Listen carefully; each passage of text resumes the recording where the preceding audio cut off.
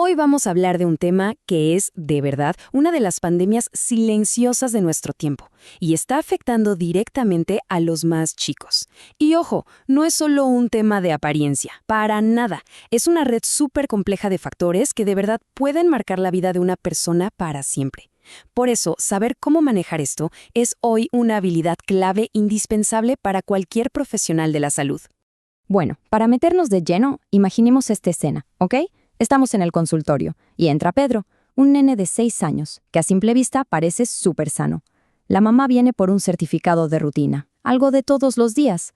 Pero como médicos, algo en nuestro instinto nos dice, acá hay que mirar un poco más. A ver, pesa 30 kilos, mide 1.25 metros. ¿Qué nos están diciendo realmente estos números? ¿Qué hay detrás? Y bueno, hacemos los cálculos y nos da un índice de masa corporal de 21.7.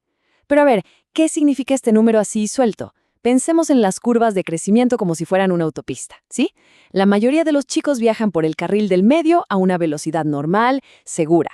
Bueno, Pedro, con un puntaje Z de más 2.34, es como si estuviera yendo a toda velocidad por la banquina, súper por encima del límite, en una zona de alto riesgo. Así que el diagnóstico es claro: obesidad. Y este es justo el primer paso, el más importante, detectarlo a tiempo para ponernos en alerta. Perfecto. Con el diagnóstico de Pedro ya sobre la mesa, vamos a ver qué hacemos.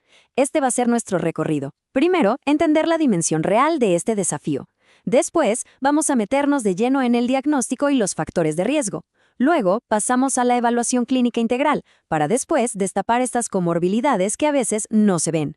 Con todo eso, armamos un enfoque terapéutico práctico y cerramos con mensajes clave, esos que nos llevamos al consultorio. Así que sin más vueltas, arranquemos. Ok, vamos con la primera parte, el desafío que representa la obesidad.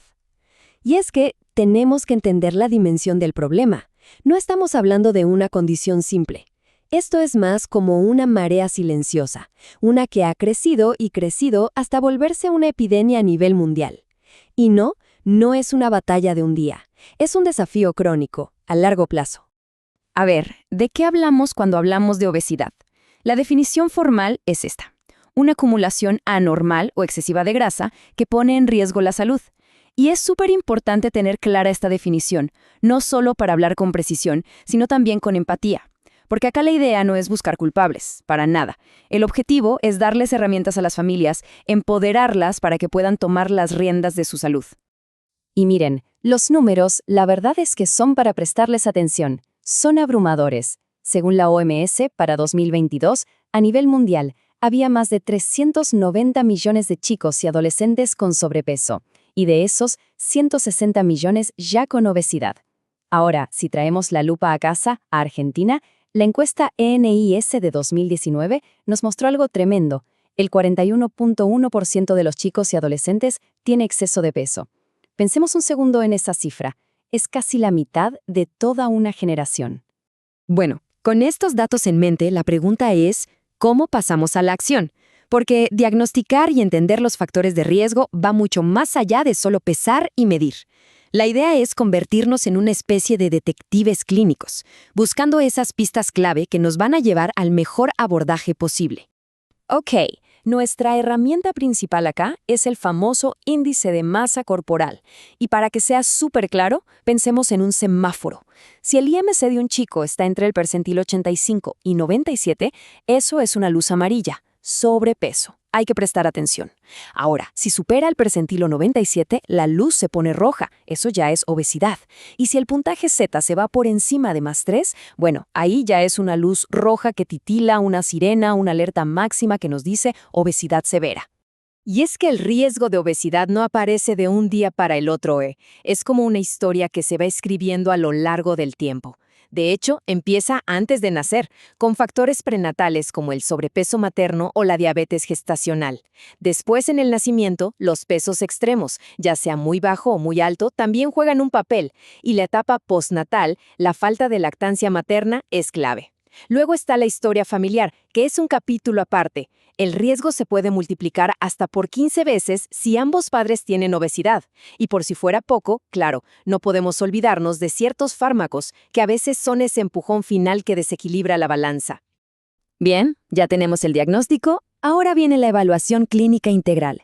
Y acá es donde nuestro trabajo se vuelve un arte. La historia clínica deja de ser un simple papel para convertirse en nuestra herramienta para escuchar, para entender y, lo más importante, para conectar de verdad con el paciente y su familia. Y en esta parte de investigación, son los pequeños detalles los que marcan toda la diferencia. Hay que preguntar de todo. A ver, en la comida, ¿se saltea el desayuno? ¿Hay picoteo a cada rato? ¿Qué pasa con los jugos y las gaseosas, que son como un enemigo silencioso? Pero ojo, que no todo es la comida. ¿Y el descanso? ¿Duerme menos de 10 horas por día? ¿Y el ocio? ¿Más de 2 horas diarias frente a las pantallas? Cada una de estas respuestas es una pieza fundamental de nuestro rompecabezas. Ahora pasemos al examen físico. Y acá, nuestros ojos son la mejor herramienta que tenemos. Hay que buscar esas señales que el cuerpo nos manda. Por ejemplo, la acantosis nigricans, ese oscurecimiento de la piel en los pliegues, eso no es algo estético. Es un grito de auxilio que nos avisa de una posible resistencia a la insulina. Lo mismo con la presión arterial alta, o unas amígdalas muy grandes que nos hagan pensar en apneas del sueño, o un hígado que se palpa más grande de lo normal. Todas estas son banderas rojas que no podemos, de ninguna manera, pasar por alto. Y claro, estas banderas rojas nos llevan a un tema mucho más profundo, las comorbilidades. Porque tenemos que tenerlo claro, la obesidad no es solo un tema de peso, es como un terremoto que sacude los cimientos de la salud y que afecta a un montón de órganos y sistemas del cuerpo. El impacto es literalmente como un efecto dominó. La primera ficha que cae suele ser la metabólica. Ahí aparece la dislipidemia, el síndrome metabólico. Inmediatamente le sigue la ficha cardiovascular con la hipertensión. Después cae la hepática con el famoso hígado graso. Y así, una ficha va tirando a la otra. Y se suman las complicaciones respiratorias, las ortopédicas, y todo esto va armando una cadena que al final del día deteriora muchísimo la calidad de vida. Entonces, para medir este riesgo metabólico, el perfil lipídico es nuestro mejor aliado, sin dudas. ¿Qué buscamos? Simple, que el colesterol malo, el LDL, esté bajo y que el bueno, el HDL, esté alto. Pero, atención acá, la combinación más peligrosa, la que nos tiene que prender todas las luces, es un HDL bajo junto con triglicéridos altos. Ese es el dúo dinámico que nos grita en la cara, resistencia a la insulina. Bueno, y todos estos factores juntos conforman lo que conocemos como síndrome metabólico. Y para entender la gravedad, imaginemos una bomba de tiempo con 5 cables.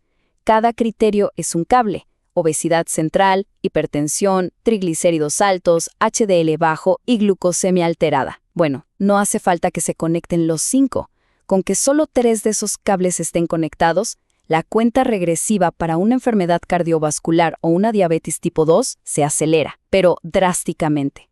Y una de las consecuencias más serias de todo esto es el hígado graso no alcohólico. Ojo con esto porque es la causa más común de enfermedad hepática crónica en la infancia hoy en día. Es literalmente una epidemia dentro de la epidemia. Y el problema es que puede seguir avanzando a inflamación, a fibrosis e incluso a cirrosis. Es básicamente la forma que tiene el hígado de decirnos basta, no puedo más. Ok, tenemos un montón de información. La pregunta ahora es obvia. ¿Cómo pasamos del diagnóstico a la acción? Y acá, el enfoque terapéutico no puede ser una simple receta que le damos a todo mundo. Tiene que ser más como un plan de batalla, pero uno personalizado, centrado 100% en el paciente y en su familia. El primer paso, entonces, es equiparnos bien. En el laboratorio inicial básico, lo que no puede faltar es una glucemia en ayunas y un perfil lipídico completo sí o sí. Si el paciente tiene más de 10 años o si hay factores de riesgo, aunque sea más chico, le sumamos también un hepatograma. Con estos 3 análisis ya tenemos una foto bastante clara del campo de batalla al que nos enfrentamos. Y acá llegamos al corazón de todo esto, el tratamiento. Y es fundamental entender que no estamos hablando de una dieta de un mes para bajar unos kilos. No, estamos gestionando una enfermedad crónica. Por eso, el objetivo principal no es solo la balanza. El verdadero objetivo es construir una alianza terapéutica, un puente de confianza con el paciente y su familia. Porque es ese vínculo, esa confianza, la que va a ser la verdadera clave para acompañarlos en un camino de hábitos saludables que les dure para toda la vida. Bueno, y para ir cerrando, vamos a quedarnos con algunos mensajes clave para la práctica. Pensemos en esto como perlas clínicas. Esos datos y errores a evitar que de verdad pueden hacer la diferencia en el día a día del consultorio. A ver, una perla clínica, un consejo de oro.